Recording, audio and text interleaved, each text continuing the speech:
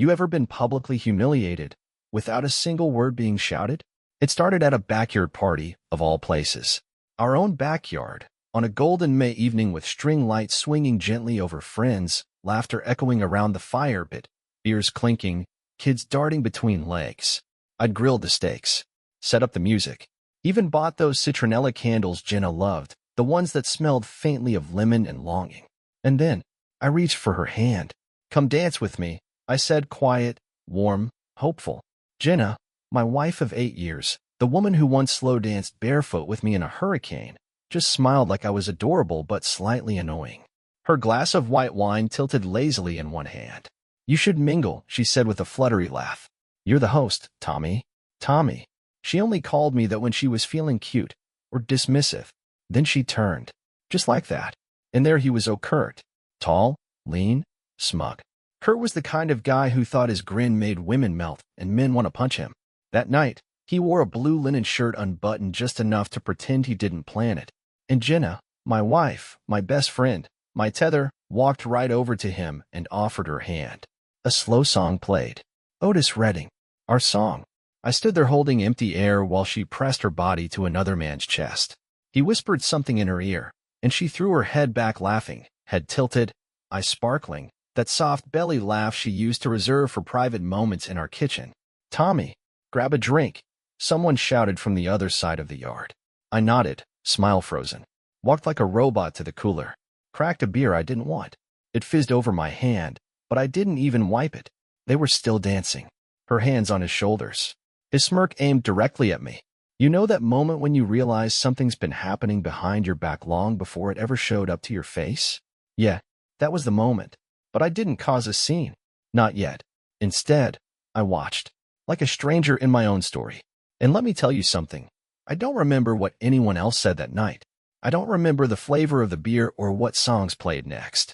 But I remember how the muscles in my face started to ache from pretending. Because the truth was, my life up until that night had been simple, predictable, even. I worked in landscaping, self-employed, decent money, enough to keep us comfortable. Jenna worked part-time at the library, mostly for the quiet. We had a rhythm. Saturday grocery runs. Sunday hikes. Movie nights curled up on the couch with popcorn between us and her cold toes pressed against my leg. It wasn't flashy, but it was ours. Or at least, I thought it was. Because now, I couldn't stop staring at her smile and wondering when it stopped being for me. I stood in the corner of my own backyard, music swirling around me, people chatting about their summer plans, and my wife was across the lawn, dancing with a man who looked at me like I was already out of the picture. And in that moment, I didn't yell. I didn't call her out. I just took a long sip of beer, tasted the bitterness, and smiled. Because this wasn't over. Not even close. The day after the party, Jenna made pancakes. Blueberry ones, her favorite, not mine. I sat at the table, fork idle, watching the syrup pool in the center of the stack like it meant something. She was humming. I think it was Fleetwood Mac. "Can you believe how late Kurt stayed?" she said lightly, flipping another pancake onto a plate. "He's such a night owl." She said his name like it was a cousin or a neighbor, like she hadn't slow danced with him inches from his lips while I pretended not to watch my marriage sag under string lights. I didn't answer, just nodded once. That was the start of it. She became sunny, breezy, a little too chipper in the mornings. She texted me silly memes like nothing had shifted, kissed me on the cheek instead of the mouth, left post-it notes on the fridge, "Don't forget milk, love you," with a heart at the end. I used to believe in those little hearts. Now they felt like decoys. I started sleeping on the edge of the bed. Not dramatically, not all the way over like a child sulking, just less in the middle than I used to be. A few inches of space. A gap. She didn't notice. Or she pretended not to. That first Monday, I came home to candles lit and music playing. Jenna had made her chicken marsala, set the table like it was date night. She smiled so wide when I walked in, her eyes bright with something I couldn't place. "Long day?" she asked. "Normal." She poured me a glass of wine and kept the conversation running like a podcast on double speed. Updates on her sister's new job, some weird customer at the library, the upcoming beach trip she was still planning for both of us. I just nodded, gave one-word answers, let her talk. But something inside me had started moving. Something slow, quiet, intentional. I bought a small leather notebook from the bookstore the next day. Dark brown, unlined. I told Jenna it was for client sketches. It wasn't. I started writing late at night, in the garage or in the truck, parked in our driveway long after she'd gone to bed. Not poetry, not revenge plans. Just thoughts. Pieces of myself I didn't want to lose. The first line I wrote was, "I wonder when she stopped choosing me." I didn't even remember writing the second. Some nights I wrote 4 pages. Some nights just a sentence. But every night, I wrote. And the quieter I got, the more Jenna sparkled. She began telling longer stories at dinner, wearing lipstick to take out the trash, tossing me compliments like crumbs to keep me near. "You've been quiet lately," she said one night. "I'm tired. You've been going to bed late." Yeah. She waited for more. When it didn't come, she changed the subject. Started talking about Airbnb options in Santa Barbara. "We deserve a break," she said. I stared at her hands as she scrolled her phone, red nails tapping the screen like Morse code. She was planning a vacation while I was writing down the death of our connection. It's funny how people fill silence with glitter, hoping it masks the rot underneath. She wore hope like perfume those days. I wore distance like armor. And through it all, I kept asking myself the same question. If I confronted her, if I made her admit it, would that make it more real or less? It was impulse, but also not.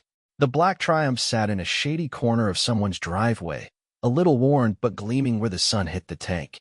I'd seen it listed online that morning, and by noon, I was handing over cash without haggling.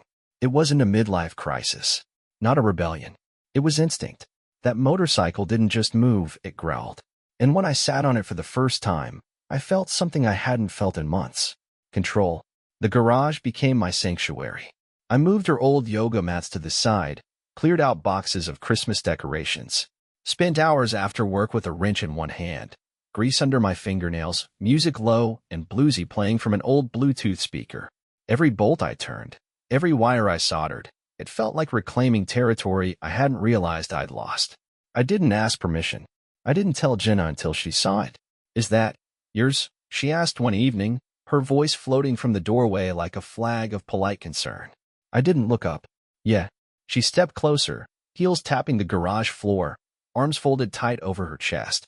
"Since when are you into bikes?" "Since now." A long pause. I felt her eyes crawling over the machine, then me. "You could have told me," she said, quieter this time. "You could have danced with me." That landed. For a beat, she said nothing. Instead, she crossed to the workbench, picked up a wrench, turned it slowly in her fingers.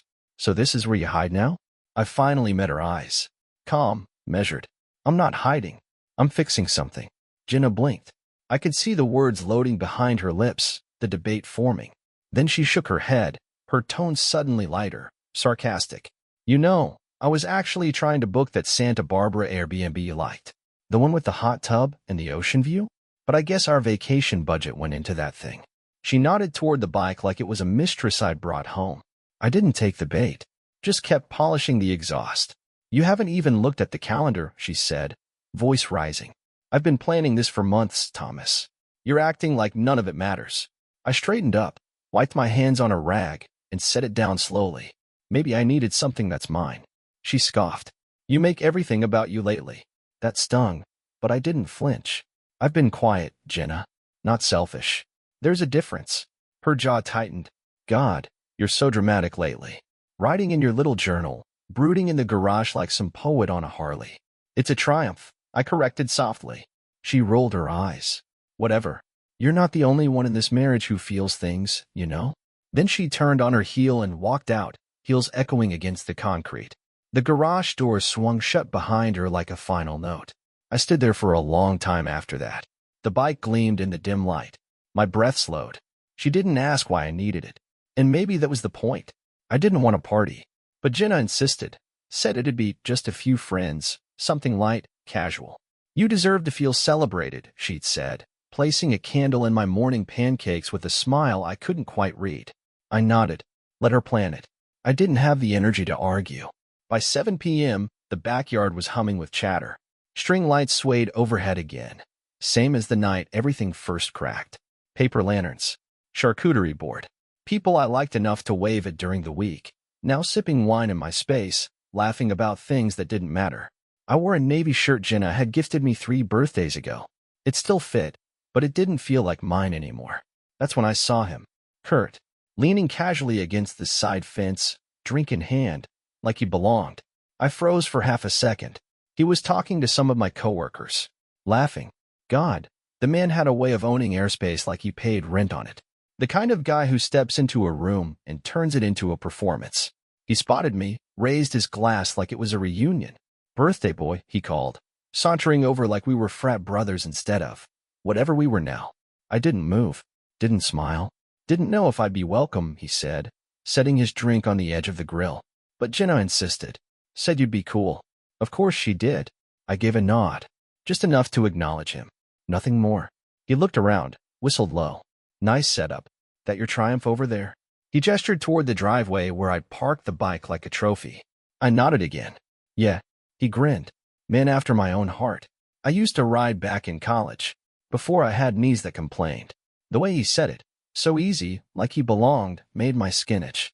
Guests floated by offering birthday hugs, casual greetings, breaking the moment. But each one glanced sideways at Kurt. I noticed. So did he. One of Jenna's friends leaned in as she handed me a plate. Is that the guy from the party? Her voice dipped at the last word, eyes wide with implication.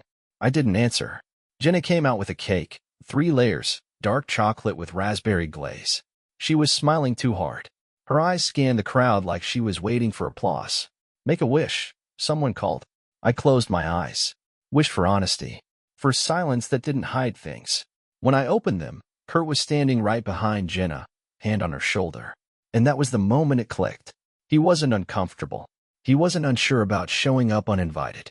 He felt safe, confident. He acted like someone who'd been told, in private, that he had a place in this story. The whispers kept coming, soft and sharp, trailing behind passing conversations. Jenna kept moving between guests with a practiced grace, pouring wine, offering appetizers, kissing babies and laughing at bad jokes like a politician at a fundraiser. But I saw the flickers, the subtle glances between them, the way her hand brushed his arm a second too long when passing the fruit tray, the way he stood too close whenever no one was looking, except I was. The evening blurred. Someone handed me a second drink. A neighbor asked about the deck renovation. I nodded, answered, smiled on cue. But inside, the storm gathered. I wasn't sure what I felt more, betrayed or stupid, because maybe it had been right in front of me all along. And I'd been too careful, too quiet, too willing to let Jenna write the narrative while I tiptoed around the edges trying not to break it. But that night on my birthday, no less, I felt the shift. Not just in the air. In me. The crowd had thinned out by 10. Wine glasses half full sat forgotten on side tables. Someone's kid had fallen asleep on a patio chair with a juice box still in hand. The Bluetooth speaker played an old soul track on loop, too soft to cover the growing quiet. That's when Marcus found me, holding an untouched slice of cake, staring at nothing.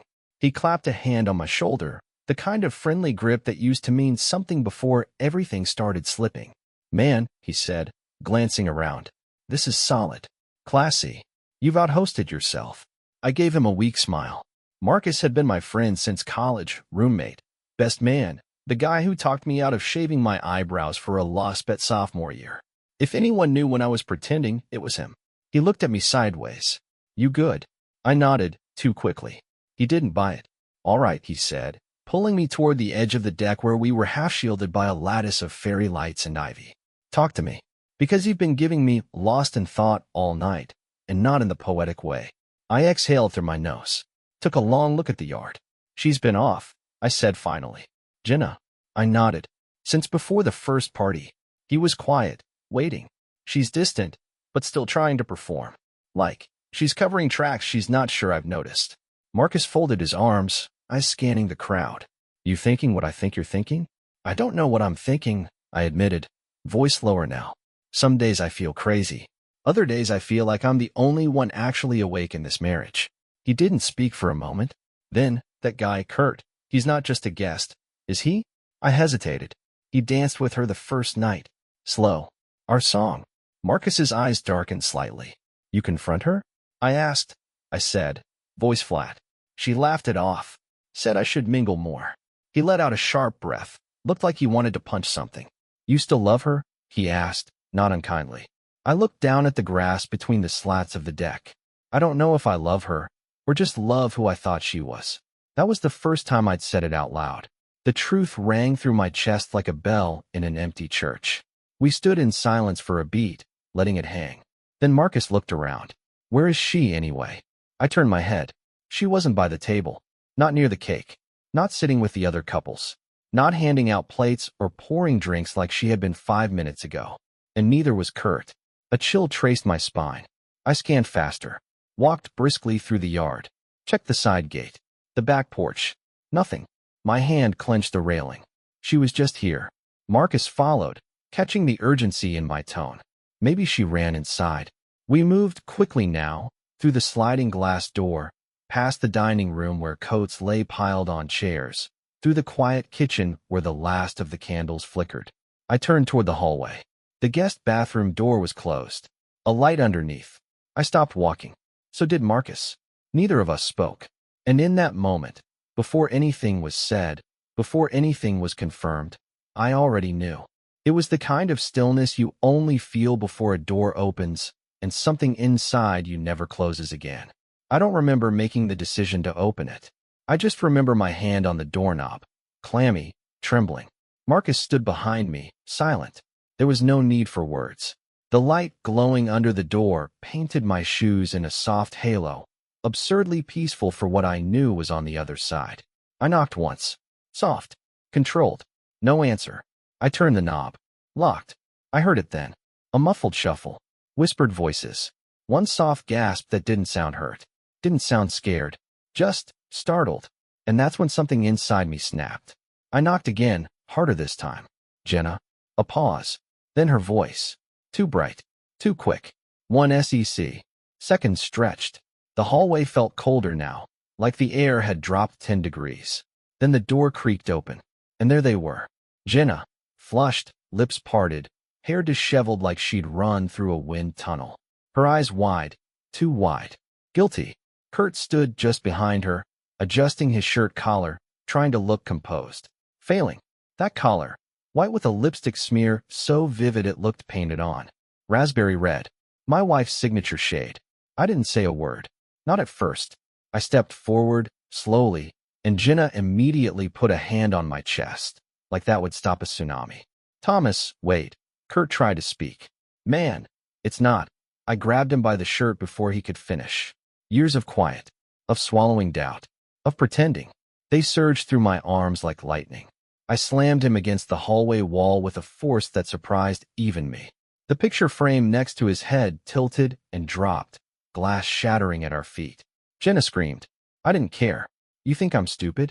I growled, my voice echoing down the hallway. You come into my house, on my birthday, and do this. Kurt struggled, breath short. I didn't. I pressed harder, my hand fisted in his shirt. His eyes darted toward Jenna, like she could save him. Jenna was crying now. Real tears.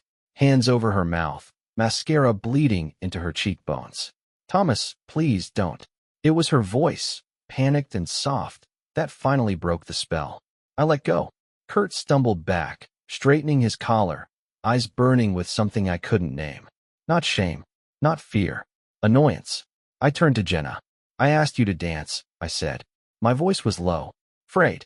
She blinked rapidly, whispering. I didn't mean for what? I snapped. For it to be now? For me to see it? Her lips quivered. It didn't start like this. A laugh escaped my throat. Raw, bitter. No, it never does. People were starting to gather, voices murmuring down the hall. Someone had turned off the music outside. A guest I barely knew peeked in, wide-eyed. I looked at them both. My wife. The man she let touch her like I didn't exist. I could feel Marcus behind me, his presence like a stone pillar keeping me from falling through the floor. And then, for the first time in weeks, I felt clear. Not calm, not peaceful, but clear. I turned around, walked past them both, didn't say another word.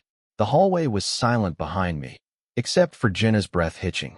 When I stepped back onto the deck, the air didn't feel like mine anymore. People turned. Their faces told me everything. Confusion, concern, curiosity. The kind that crawls under your skin. I don't know what they'd heard. Maybe the slam against the wall. Maybe my voice, louder than it had ever been. But everyone knew something had broken. I scanned the crowd, heart still racing, breath sharp. Then Jenna appeared at the sliding door, eyes red, mascara streaked down her cheeks like ink from a shattered pen. Behind her, Kurt, still trying to fix his shirt like dignity could be buttoned back up. That's when it all hit me again, full force. The humiliation, the betrayal, the utter audacity. I stepped forward. You brought him here, I said, pointing straight at Jenna. To my house. On my birthday. She opened her mouth, but no sound came. You looked me in the eyes, I said louder now, voice shaking with fury, and danced with him like I was already dead. Kurt raised his hands. Man, I didn't know it was like that. I moved. Fast. Faster than I thought I could move. My fist caught the front of his shirt again, but this time, it didn't stop at the wall. We crashed into the patio furniture, metal clanging, drink spilling. A glass snapped clean in two beneath us. Thomas, Jenna screamed, diving in to pull at my arm. Marcus grabbed me next, then two more hands I didn't recognize. I was trembling, burning. Every cell in my body demanded release, but they held me back. Kurt scrambled upright, backing away with hands raised like I was a wild animal. You think this is over? I shouted, breath ragged. You think you get to smile at my wife in my backyard and walk away clean? He didn't answer, just vanished toward the gate, muttering curses under his breath. The crowd was dead quiet now. You could hear the string lights buzzing. Jenna stepped closer. Thomas, I didn't mean for, don't, I barked. She froze. People pretended not to stare, but they did. Some whispered. Some walked away, pretending they'd suddenly remembered a babysitter waiting at home. I looked at all of them, standing in the place I'd built with my hands. The garden I planted. The lights I strung up every spring. And I felt like a stranger in it all. Marcus gently touched my shoulder. You need air, man. Let's go. But I shook my head. I needed more than air. I needed out.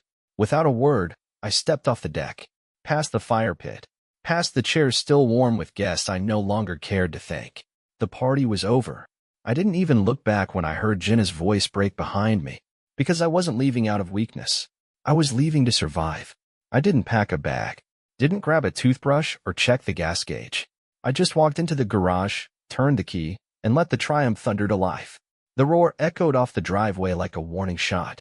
The last thing I saw in the rearview mirror was Jenna's silhouette framed by the porch light, arms wrapped around herself. But she didn't run after me, and I didn't stop. The streets were mostly empty. Streetlights flickered past like pulse beats, warm, then gone.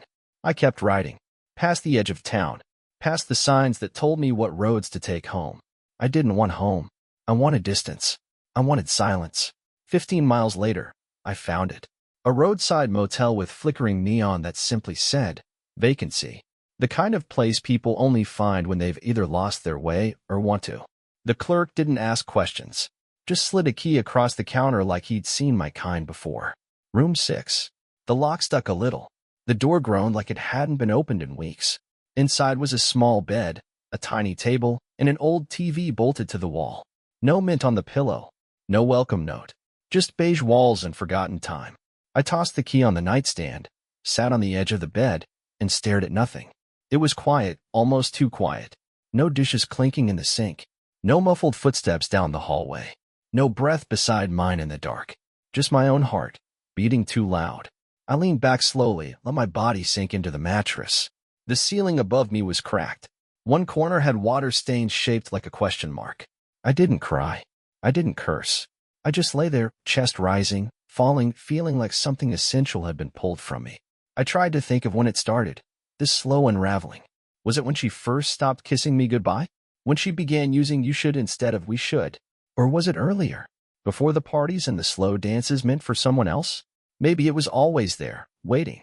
And I was just the fool who thought love, once built, stayed standing. A train passed nearby, rumbling like distant thunder. For a moment, I imagined where it was going, who was on it, what it felt like to be moving fast towards something new, instead of sitting in a cheap motel room, peeling the truth from your skin like a sunburn. I checked my phone, dozens of texts, missed calls, most from Jenna. I didn't open any of them. I powered the phone off, let it drop gently to the carpet like I couldn't bear its weight. Then I turned off the light, lay there in the dark, and listened, not to anything in particular, just to what was left. I don't know what woke me. Maybe it was the sun bleeding through the frayed motel curtains, or the sudden stillness that settles over you once the chaos in your head finally sleeps. Either way, I sat up slowly, my back stiff from the cheap mattress, my jaw tight from everything I hadn't said the night before. For a minute, I just stared at my phone lying face down on the carpet. It felt radioactive, like touching it would set something off again. But I picked it up, pressed the power button, and waited. The screen blinked alive, and the notifications came in like floodwaters. Missed calls, voicemails, texts, too many to count. The most recent one from Jenna read, "Are you okay? Please just tell me you're okay." I opened the message thread. At first, it was just panic. Dozens of texts sent hours apart, slowly unraveling from anger to desperation. "You can't just leave like that. I'm sorry. I didn't mean for it to go that far. I never wanted to hurt you, Thomas. I swear." Then a gap. 5 hours. And the next one hit different. "Someone said there was a crash on the highway. Please tell me it wasn't you. Please. If you're okay, just send one word. Anything." The last message was long. Longer than anything she'd written to me in years. It didn't read like her. It read like a woman clawing for something slipping through her fingers. I sat by the door all night, hoping I'd hear the bike pull up. Every sound outside made me jump. I checked the news. Refresh. Refresh. Refresh. I couldn't breathe. "I know I don't deserve forgiveness, but I need you to know, when I thought you were gone, when I thought that bike had become your goodbye, something inside me broke. Thomas, I can't fix what happened. I can't take it back. But I need you to come home. I need to see your face and know you're okay. Even if you never look at me the same way again." I stared at that last sentence for a long time. She wasn't asking for redemption. She was begging for confirmation that I hadn't disappeared completely. And that part? That got to me. Not because I forgave her. Not because I wanted to race back into her arms. But because part of me, some stubborn, fractured part, still needed her to know I was alive. I typed a single word. Alive. Sent it. Nothing else. The typing bubble appeared almost instantly. I watched it for several seconds, then turned the phone over again. Face down. Let it buzz against the nightstand like a memory I wasn't ready to revisit. The house looked the same from the outside. That bothered me more than I expected. Same porch light. Same half-wilted potted plants. Same crooked wind chime Jenna never fixed. But everything inside me felt unrecognizable. I parked the bike in the driveway without cutting the engine for a full minute. Just sat there, helmet still on, breath fogging up the visor. Like turning it off would be an admission that I was home, in the technical sense, though not in the emotional one. Eventually, I killed the engine and walked up the steps. Jenna opened the door before I knocked. She must have been watching. Her eyes were swollen, rimmed red, hair tied up in a loose, tired knot. No makeup, just raw, undone Jenna. The version I hadn't seen in a long time. "You came back," she said softly. I nodded once. She stepped aside to let me in, like she didn't want to risk scaring me off with a full sentence. The house smelled like cinnamon, like she'd tried to bake something, or light one of those desperate scented candles meant to bring comfort. It didn't work. We sat across from each other in the living room. She perched on the edge of the couch like a schoolgirl bracing for a scolding. I stayed standing. The silence between us was thick enough to choke on. Finally, she spoke. "It wasn't supposed to be anything," she whispered. "That night, the light in the hallway was low. The wine was strong. I didn't mean to. I didn't even realize it was him until it was already." She stopped herself. Not out of shame. Out of fear I'd call her a liar. But I didn't say anything. I just stood there. Still. She pressed on, voice cracking now. "I swear I thought he was you. For a second. I missed how we used to be. I wanted to feel something again." Her hands fidgeted in her lap, twisting a napkin that had no business being in this room. I know that sounds pathetic, but that moment, it felt like someone saw me. And I didn't think anymore. I didn't think about what it meant. She looked up at me then, eyes pleading. "But I thought you were gone. Emotionally, I mean. You stopped touching me. Stopped talking." I felt like I was sleeping next to a stranger. My jaw clenched. Still, I didn't answer. Because none of it was untrue. But that didn't make it okay. "I know you don't want to hear this," she continued, tears now slipping down her cheeks, "but I didn't want to destroy us. I just wanted a spark again. Just a moment where I felt like me." Her voice faded. She reached out, hesitantly, like she might take my hand. I stepped back, then reached into my jacket pocket, and pulled out the envelope. Thick, white, sealed with weight no glue could ever explain. I set it on the coffee table, the soft thud of it louder than any shout. Her hand hovered over it for a second, then drew back like it had been burned. Her mouth opened, but nothing came out, not even her breath. I didn't wait. I turned, walked toward the door, and paused only once to grab my keys, helmet in hand. When I looked back, she was still staring at that envelope, like it might open itself and say something softer than what I had. But I had nothing left to say. Not because I didn't care, because I finally did. For myself. The sky was soft gray as I rode. Not stormy, not clear, just undecided. Highway 17 stretched ahead like a ribbon pulled too tight. My helmet cut the wind, but nothing dulled the noise inside me. Not even the growl of the Triumph beneath me. I wasn't running. Not anymore. I was leaving. There's a difference. The world passed in blurs, gas stations, flickering signs, empty billboards. I didn't care where I was going. I just kept following the road as it unfolded, turn by turn. Then it happened. A single second. A lapse. A memory. Her laugh, before everything broke. Her hand on my knee in traffic. Her voice saying, forever, no matter what. My grip on the throttle slipped. The curve came faster than I expected. The tires jolted, a skid, a shiver through the frame. I felt the back end threaten to buck, the edge of the asphalt looming like an invitation. One wrong lean, 1 second more distracted, and I would have flown. But instinct took over. I righted the bike, slowed, pulled over. My heart pounded harder than it ever had, not from fear, from clarity. I sat there on the shoulder, engine ticking as it cooled, chest rising and falling like I'd just survived a storm. Because maybe I had. I didn't think about Jenna. Not exactly. I thought about the boy I used to be. The one who believed love could weather anything. The one who danced in kitchens and built bookshelves for anniversaries. And the man I was now, scarred, tired, but not broken. I took off my helmet, let the wind hit my face. Closed my eyes. There was no music, no grand speech, just breath, and the sound of tires humming somewhere far down the road. That's when I realized something simple. She hadn't broken me. She'd just shown me the truth I was too afraid to name. And now I had a choice. Keep running from it, or let it make me stronger. I turned the key. The bike roared back to life. This time, I didn't speed away. I rode like a man with nowhere to be, but something worth finding. And as the sun began to cut through the clouds, I smiled. Not because I was healed, but because I was finally awake.